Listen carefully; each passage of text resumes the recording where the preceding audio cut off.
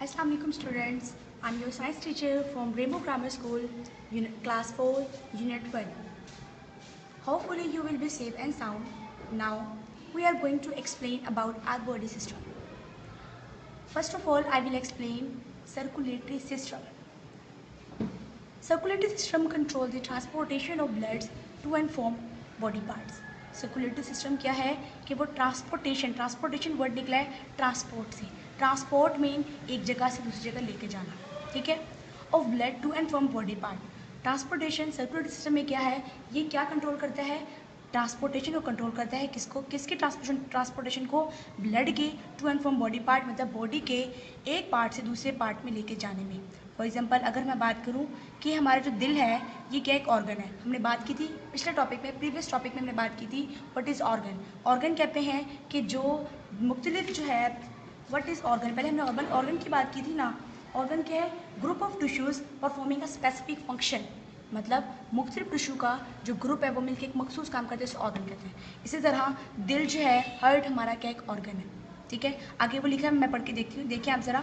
Major organ that take part in this process are heart, capillaries, veins and arteries, ठीक है। अब उन्होंने कहा जो मेजर जो है इनमें जो इस प्रोसेस में टेक पार्ट करते हैं मेजर ऑर्गन, वो कौन कौन से हैं, हार्ट है, दिल है, कैपिलरीज हैं, वेन्स और आर्टरीज। अब सर्कुलेटरी सिस्टम में क्या होता है, ये हम ब्लड को पूरी बॉडी में एक जगह से दूसरी जगह पर ट्रांसपोर्ट होते हैं इसमें, ठीक है। और वो किसके थ्रू होते हैं, आर्टरीज के थ्रू होते हैं, कैपिलरीज के थ्रू होते हैं, आर्टरीज के थ्रू होते हैं, ठीक है, कैपिलरीज के थ्रू होते हैं, वेन्स के थ्रू होते हैं, ठीक है। ये हमारे पास क्या है, सर्कुलेटरी सिस्टम। अब इसमें अगर हम बात करें तो इसमें एक हमारे पास ऑक्सीडेंटल ब्लड होता है, एक डीऑक्सीजनेटेड ब्लड होता है। ऑक्सीजनेटेड ब्लड होता है जो साफ खून होता है, और डीऑक्सीजनेटेड ब्लड कौन सा होता है, जो गंदा खून होता है, मतलब उसमें ऑक्सीजन मौजूद नहीं होती, ठीक है। अब हम बात करते हैं रेस्पिरेटरी सिस्टम की। रेस्पिरेटरी सिस्टम, रेस्पिरेटरी वर्ड निकला है रेस्पायरेशन से। रेस्पिरेशन को कहते हैं उर्दू में अमले तनफ़ुस। अमले तनफ़ुस यानी सांस लेने का अमल, ठीक है। अब हम बात करते हैं respiratory system control the transportation of air to and from body parts. Respiratory system क्या कंट्रोल करता है, किसकी ट्रांसपोर्टेशन को, एयर की ट्रांसपोर्टेशन को, कहाँ तक, to and from body part, हमारे पूरी बॉडी के पार्ट में इसको लेके जाते हैं, ठीक है। Major organ that take part in this process are nose, trachea and to lungs.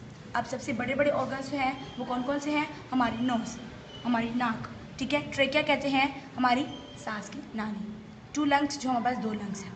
मतलब रेस्पिरेटरी सिस्टम में जो है मेजर ऑर्गन कौन कौन सी, नोज है, ठीक है, ट्रेकिया है और दो लंग्स है, जो कि हमें सांस लेने में हेल्प आउट करते हैं। ऐसी बात है, इसमें क्या होता है रेस्पिरेटरी सिस्टम में कि हमारे बॉडी पार्ट से कहाँ किन किन हिस्सों पे ऑक्सीजन जाता है। यानी हम अगर हवा लेते हैं, ऑक्सीजन लेते हैं, तो वो नोज़ और माउथ के थ्रू हम लेके जाते हैं, और ये ट्रेकिया यानी सांस की नाली पे जाता है, उसके बाद लंग्स में जाता है, उसके बाद मजीद प्रोसेस होते हैं इनमें कैपिलरीज, मतलब कि ऑक्सीजन को कैरी करना, डीऑक्सीनेटेड ब्लड को किस तरीके से ऑक्सीजन कैरी करेंगे, किस तरह कार्बन डाइऑक्साइड को देंगे, ये सारे प्रोसेस हम आगे पढ़ेंगे। आगे देखते हैं skeleton system. Skeleton system word निकला है स्केलेटन से। स्केलेटन को उर्दू में कहते हैं ढांचा, ठीक है। Skeleton system support the body. Skeleton system हमारी पूरी बॉडी को क्या करता है, सपोर्ट करता है। This system consist of bones. अब इस सिस्टम में क्या है, सिर्फ और सिर्फ बोन्स होते हैं, हमारी हड्डियाँ होती हैं, ठीक है। आगे हम देखते हैं मस्कुलर सिस्टम। मस्कुलर वर्ड निकला है मसल से, मस्कुलर वर्ड निकला है मसल से। Muscular system control the movement of body parts and it move the body. ये क्या करते हैं, हमारी बॉडी पार्ट के मूवमेंट में हेल्प आउट करते हैं, ठीक है, और उनको मूव करने के लिए, हरकत करने के लिए हेल्प आउट करते हैं। This system consist of muscles. अब इस सिस्टम में सिर्फ और सिर्फ क्या है, मसल्स हैं। Next one, nervous system. Nervous system control all the actions of the body part. Nervous system word निकला है नर्वस से। नर्वस कहते हैं जिसमें हमारे नर्व्स वगैरह शामिल होते हैं। अब नर्व्स क्या है, नर्व्स हमारे ब्रेन में होते हैं, ब्रेन से पूरी बॉडी पे मैसेज को लेके जाना, ये इसका काम है। इट आल्सो, आगे हम देखते हैं, it also coordinates all the actions of the body part. This system consist of brain, spinal cord and nerves. अब इस सिस्टम में क्या क्या है, नर्वस सिस्टम में हमारा ब्रेन, हमारा दिमाग, ब्रेन के बाद आ जाएगा स्पाइनल कॉर्ड। स्पाइनल कॉर्ड क्या है, हमारे ब्रेन के बाद जो लास्ट पार्ट है मेडुला ऑब्लिंगेटा, अगर मैं बात करूँ ब्रेन की जो लास्ट पार्ट है उसमें से उसके साथ मतलब हमारी बैक पे, हमारी कमर वाली साइड पे, ठीक है, वहाँ से लेकर ऊपर से लेकर हमारे ब्रेन से लेकर हमारी बैक पे, कमर वाली साइड पे जो बना होता है वो हमारे पास क्या है, जिसे हम कहते हैं स्पाइनल कॉर्ड। स्पाइनल कॉर्ड क्या है, उसमें स्पाइनल कॉर्ड में मैसेज को लेके जाना हमारे ब्रेन से पूरी बॉडी पार्ट की तरफ। अब नर्वस सिस्टम में जो नर्व्स निकलते हैं, नर्व्स निकल के आते हैं, ठीक है, वो मैसेज को कैरी करते हैं हमारी पूरी बॉडी पार्ट पर। फॉर एग्जांपल अगर मैं बात करूं कि अगर हमने कोई काम करना है, ठीक है, या फिर कोई आपके पास कोई बिल्कुल हार्ड चीज़ है, या फिर अगर मैं बात करूं टेम्परेचर की, आपके पास एक बर्तन है, आपने उसको टच करना है। आप जैसे ही इसको टच करोगे इस बर्तन को, तो आपको अगर वो गर्म होगा तो आपको ये फील होगा कि वो चीज़ गर्म है, आप क्या करेंगे, फ़ौरन अपना हाथ पीछे कर लेंगे। ऐसी बात है। तो फिर आपने हाथ क्यों पीछे किया, क्योंकि आपके ब्रेन ने मैसेज किया। आपका ब्रेन मैसेज करेगा, फिर आपको वो जो आप उसके रिएक्शन पे, पहले आपका क्या था स्टिमुलस क्या है, मतलब जब उसको रिसीव करेंगे, आपके सेंसरी न्यूरॉन वगैरह आप आगे जाकर पढ़ेंगे, उसमें क्या है वो उसको रिसीव करेगा और आपका ब्रेन अब उसको मैसेज करेगा कि फ़ौरन आप हाथ पीछे कर लें, क्योंकि इससे आपको मैसेज करेगा कि आपको खदशा है या फिर आपको खतरा हो सकता है, खतरा होने का खदशा है, इस तरह आप फ़ौरन हाथ पीछे कर लेंगे। तो ये किस वजह से हुआ, ये आपके नर्व्स की वजह से हुआ, ठीक है। आपके नर्व्स आए, आपके स्पाइनल कोड मैंने आपको बता दिया, ब्रेन आपको पता है, ये नर्व्स आपको पता है जो मैसेज को लेके जाते हैं।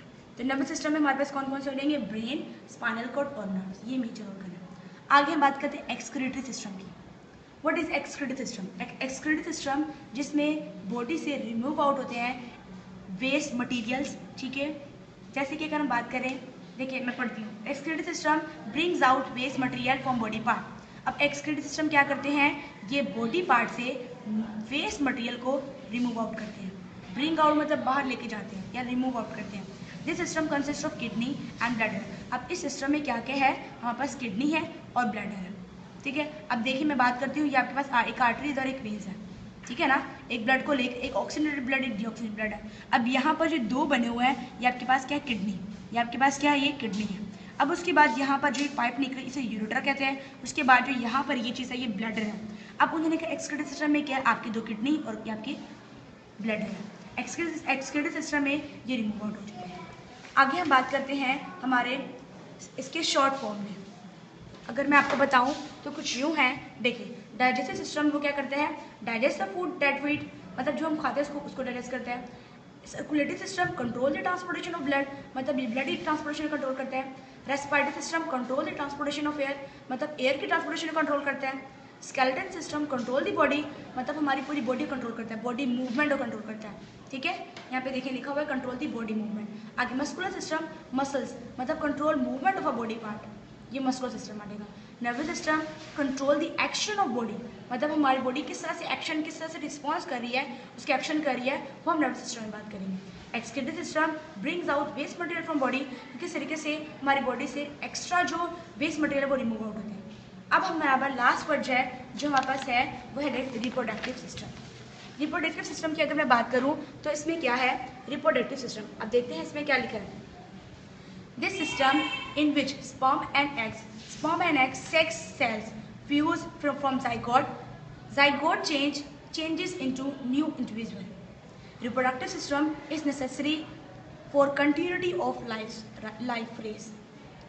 अब इसमें क्या है, सबसे पहले इसमें बेसिक जो है दो बातें हैं, एक क्या है स्पर्म और एग, ये आपको जो न्यू टर्म है जो आपने देखना है। अब स्पर्म क्या है, स्पर्म होते हैं ये मेल सेक्स ऑर्गन है और एग जो है ये फीमेल सेक्स ऑर्गन है। सेक्स सेल्स क्या होते हैं, सेक्स सेल्स जो रिप्रोड्यूस करने में, मजीद न्यू इंडिविजुअल बनाने में हेल्प आउट करते हैं। मेल में क्या होता है, स्पर्म होते हैं, और फीमेल में क्या होता है, एग होते हैं, ठीक है। और स्पर्म और एग जब मिलेंगे तो हमारे पास क्या बनेगा, जाइगोट, ठीक है। अब वो कह रहा है जाइगोट चेंज न्यू इंडिविजुअल। अब उसके बाद जो जाइगोट है वो किस में चेंज होगा, न्यू इंडिविजुअल, मतलब एक नया ऑर्गेनिज्म बन जाएगा। Reproductive system is necessary for continuity of life race, मतलब कि हमारी ज़िंदगी को आगे चलने के लिए, उसको बढ़ने के लिए रिप्रोडक्टिव सिस्टम की बहुत ज़रूरत है, ठीक है।